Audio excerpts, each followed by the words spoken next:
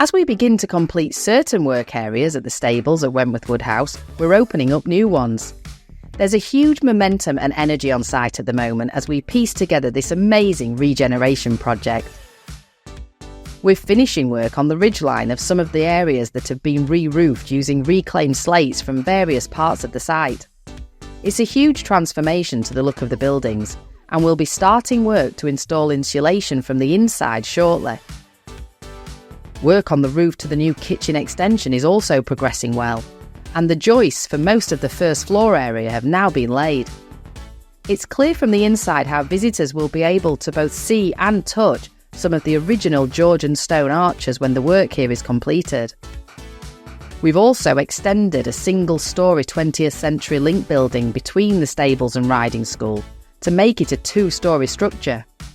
This is all being refaced in new stone that provides a more sympathetic appearance externally.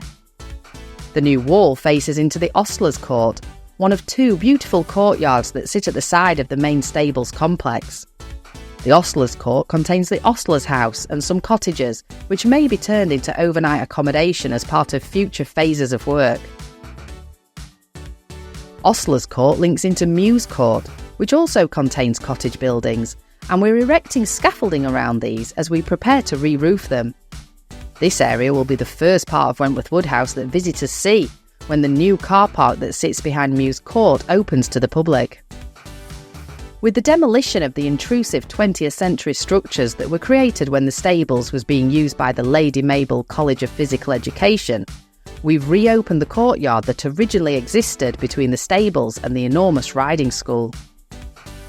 Future phases of work at the stables should see the riding school regenerated as the main event space at Wentworth Woodhouse, but for now it's still a ghostly reminder of its time as a gymnasium during college days. The new courtyard will serve an important function as an elegant link between the stables and the riding school, and as an outdoor event space in its own right. It's hard to see this at the moment in the middle of all the work being carried out, but there are hints all around of just how architecturally beautiful this space will be when the work has been completed. John Carr of York designed the stables and riding school for the second Marquis of Rockingham in the late 1700s. He used arches as a key design feature all around this courtyard, in both the stone detailing and for some of the window openings. When our own architects, Donald Insall Associates, drew up plans for the new kitchen extension which faces into the courtyard, they incorporated arches into their designs. This reflects and respects the rhythm and the aesthetic of the original Georgian architecture. The shaped pieces of stone which form the arches are all called voussoirs. At the top of the arch, the middle voussoir is also known as a keystone, and at the 2 points where the arch begins to curve from the wall, the voussoirs are often called springers. When the Georgian stonemasons created these arches, they would have used heavy timber structures to support the arch until it was formed. For the arches that will sit above the kitchen extension windows, large polystyrene formers have been used. These are much lighter and much easier to install than the old timber supports. On the inside of the kitchen extension building, we've used concrete blockwork to build the walls and form the arches, as none of this will be visible once the works are completed.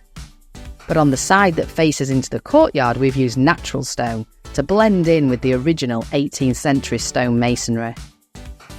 There are some other architectural features that have been revealed by the demolition of the intrusive 20th century structures, including some very fine stonework around the original doorway into the riding school, and around what was originally an arched passageway that linked the newly exposed courtyard to the main stables courtyard. As John Carr designed it, the riding school door could be seen from the main stables entrance through the arched passageway that linked the two courtyard areas. The next few months will be transformational at the stables, so please make sure that you subscribe to our channel so that you never miss an update video. And let us know what you think of the work we're doing in the comments below.